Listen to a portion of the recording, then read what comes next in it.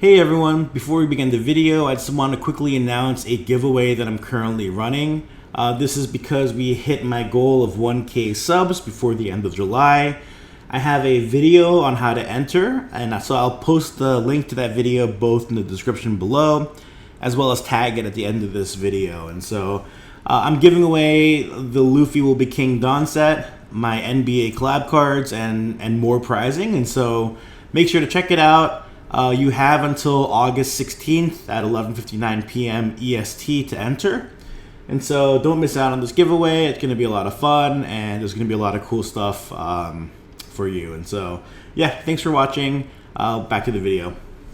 Hey, what is up, everyone? It's adakai TCG here, and I'm coming at you with another updated deck profile video. So this is going to be my updated version of my Bonney list that I've been running.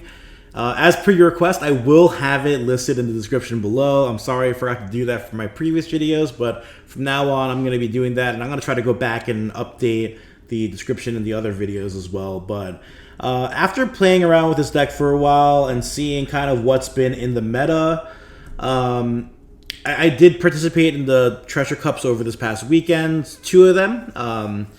I did not do as well as I had hoped, but that's okay. I learned a lot about this deck and some of its weaknesses, and so I did make some adjustments afterwards. And so it was quite unfortunate. I was having a great run on Friday. I think I was like undefeated for 6 rounds, and then I proceeded to lose 4 in a row.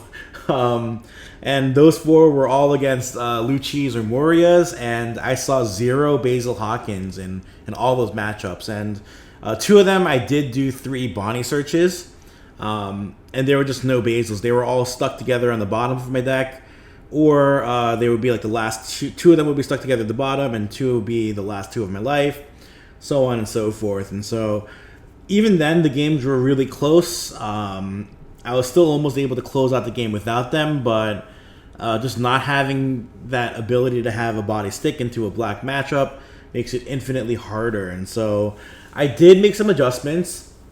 I saw a lot of blue players, a lot of black, and I do think that this updated iteration plays better into both. And so, yeah, I'm pretty excited to share that with you here today. And so let's get right into it. If you guys do like this custom art that I have for this Bonney leader, I do have this available on my site. I have a few copies left, so make sure to grab it before it sells through. I also am going to have copies of these with me in Peoria, so if you're going to be there for the offline regionals, definitely follow me on Twitter and Instagram, because I'm going to be around that day and participating, and so I'll have some really cool promotions as well. And so make sure to hit me up. We'll get you the custom cards that you want. And so, as per usual, let's start with the 2Ks. I am running 4 copies of the 1-drop Apu. He's a 1-drop 1K power with a 2K counter. And on play, you can rest one of your opponent's characters with the cost of 2 or less. Mostly going to be a 2K, but there have been games where I did drop him. Like against Nami, I would drop this character just to swing into the Kaya so that they can't just recycle the Kaya back into hands. And then occasionally dropping it for like a Rosinante blocker. If the opponent kind of summons it a little bit too early, you can just drop it, swing into it, get rid of it before it gets too much value later on in the game. We are running 3 copies of the 2-drop 3K Apu as well. This is also 2K counter. He has an effect, Dawn ×1. When attacking, you can rest up to one of your opponent's active Dawn cards. Again, mostly a 2K counter, but the only time I have actually dropped him was in the Nami matchup. Being able to swing 5s into Nami is quite annoying for Nami because she has to go through her events and utilize her Dawn. But being able to rest an active Dawn can also mitigate or just throw a wrench into the Nami's plans as well. And so another good 2K you have. So we have 7 that are searchable by Bonney, and then we have 3 that aren't searchable, but we still play anyway because it's a great card. It's the 3-cost 3K power Izo 2K counter, and on play you can rest one of your opponent's characters with the cost of 4 or less. This definitely still comes into play. I've used it to just get advantage into, say, a Rouge in the mirror, or drop it to rest a Rebecca blocker if the Lucci player is only hiding behind one blocker after summoning a Moria. Sometimes only resting one could be all that you need to push your game, and so very good, very Dawn efficient too. Just 3 to rest the 4 cost is kind of nice, especially in certain matchups. So those are the 2 Ks we're running. We're running 10. For the Supernovas package now, we have 4 copies of the Jewelry Bonney. That you need to run this at 4 of. This card is going to be searching and picking out the pieces that you're going to need for the match, and being able to search in this deck for most of your deck is what makes this deck so powerful. And so you're able to kind of cherry pick and get the pieces that you need early on, or even at the late game, right? If you just need that 1 extra blocker, or you need that 1 extra Basil, or anything of that nature, Bonnie is going to be searching it out. We are running 3 copies of Bartolomeo as well. 3 cost 4K blocker with 1K counter. And he does have an effect where if you rest one of your character cards with an ability, or rather an effect, you can draw 1 trash one. So he is cycle too. So if you have him out and you do like a Bonnie search, or if you play out and do a Kid effects, you can cycle a card in your hand, which does matter. And so, yeah, being able to filter out your hand is always strong in this game. And so we are running that at 3 of. You need it for the RP Law matchup. Him sitting at a 4K power makes it just a little bit annoying for the Law player to try to remove it with the leader ability. And so, very good card, keeping it at a 3 of. We are running 4 copies of the Rouge. I don't think this is negotiable. This card is just too much value, and it's a really strong turn 2 play when going second. And so, yeah, being able to establish this not only gets you a body that can swing at 5K, but it lets you reactivate one of your Dawns. So you can play till your full curve, and then still have a Dawn remaining for the Bonnie ability. I'm still running 4 copies of Cavendish as well. Just another great card. It gives you so much value. Great into the blue matchups. Great if you can establish it in the sticks. You can run some really cool combos, like dropping a Kid on 8, swinging with this Cavendish, and still having Dawn up to do the Kid ability. Things like dropping 10-drop Dofi. If you have this on board, you can still swing 6, restand 2, and then have Dawn available for leader ability. And so, very versatile card if it sticks. Your opponent will probably prioritize it though. And so, but being able to get a 5 cost body out for 3 Dawn is also just very efficient. And so, yeah, very good card. We are running 2 copies of the 5-drop Jewelry Bonney. She's a 5 cost 6K power, 1K counter. And on play, you can either freeze one of your opponent's rested characters or Dawn. And so, very good card into the black-yellow Luffy matchup. Being able to prevent them from running the Moria Luffy leader ability for a full turn can often give you the advantage you need to win that matchup. And so, yeah, very good.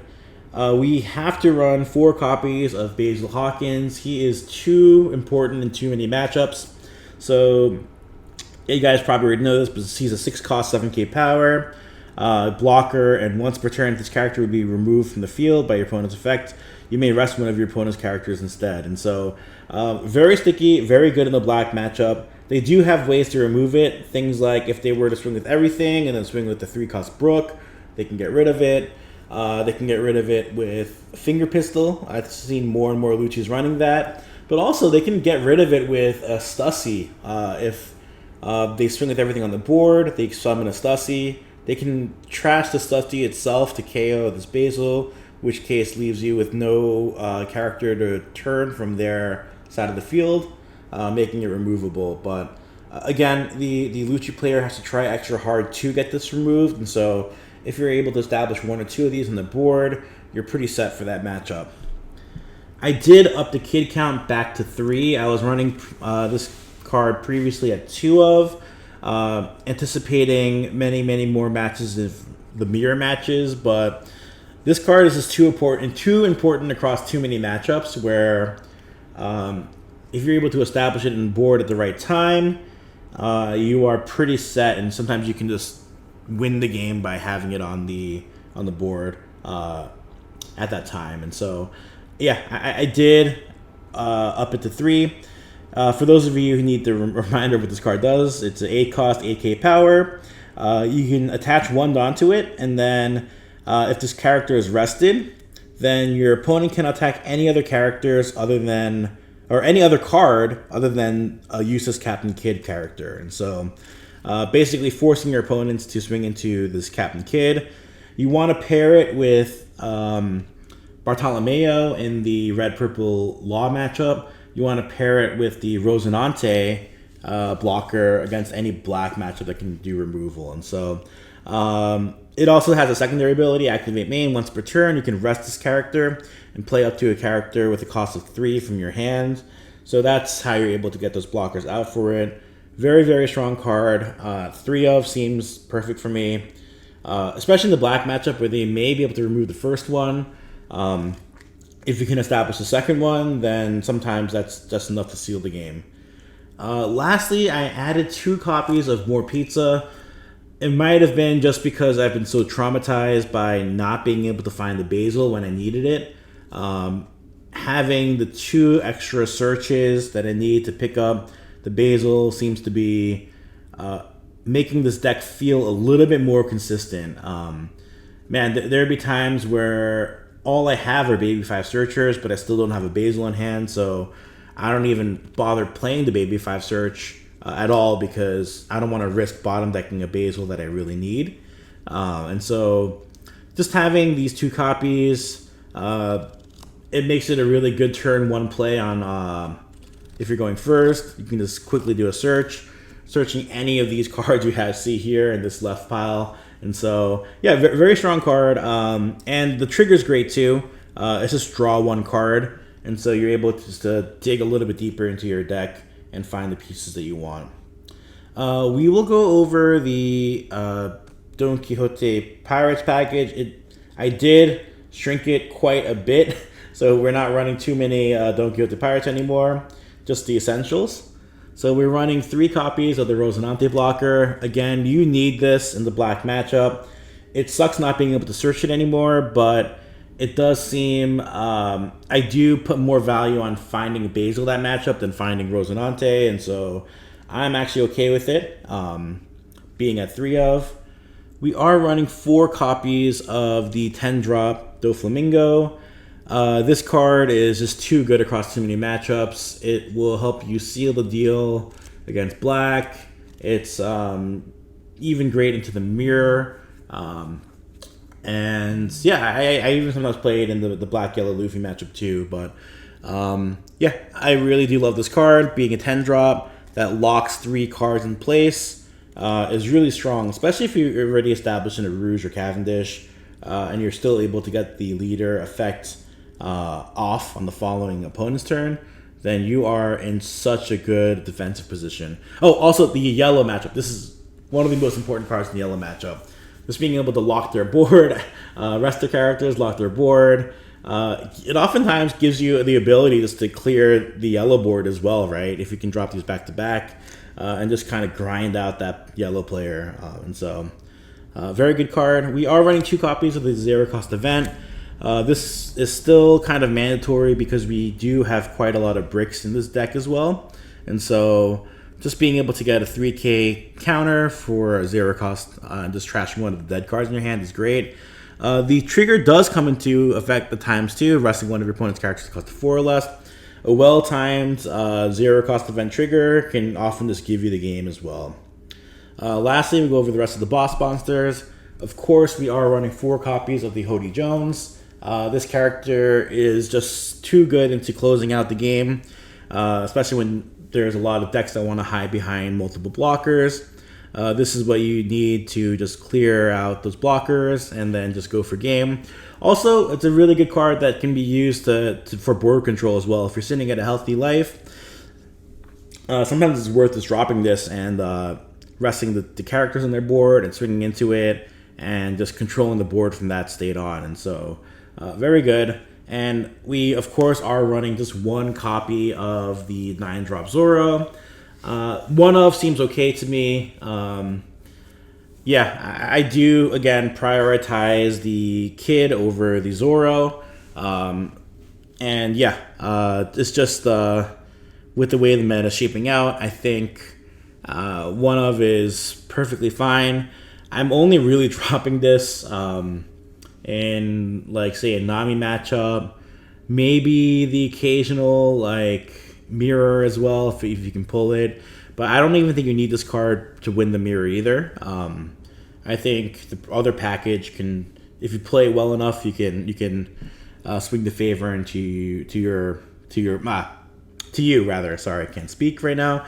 But yeah, so we are still running at a one of though because we had that one extra slot, and so yeah, this is the deck list I'm currently running. Let me know what you guys think.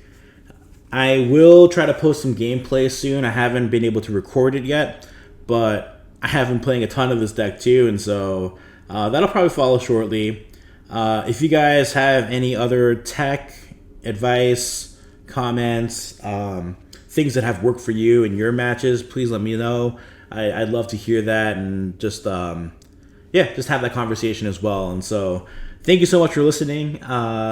If you guys please also, I have a giveaway going on right now. I'll link the video both in the description and tag it at the end of this video, but all you have to do is like, comment, subscribe on that video, and then you will be entered into it. And so I'm giving away quite a few good custom goodies, and so make sure you don't miss out on that. I think it ends next Friday or something, or 2 Fridays from now rather. And so thank you guys so much for watching. Adakai TCG out.